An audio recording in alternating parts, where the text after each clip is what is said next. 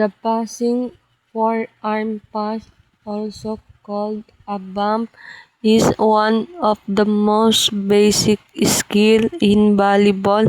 It is used to receive the ball, especially from a serve or a spike, and pass it to a teammate, usually the setter.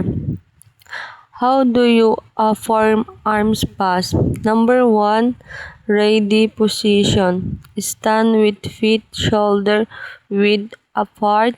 Bend your knees slightly. Keep your eyes on the ball. Number 2, form your platform. Hold your arms straight and together. Join your hand one and over the other or clasped. Keep elbows locked to create a flat surface. Number 3, contact the ball. Hit the ball using your forearms, not your hands. Keep the ball in front of your body. Avoid swinging your arms too much. Number 4, follow through. Use your legs to push upward.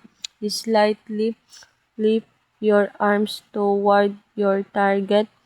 Hand the ball to your teammate.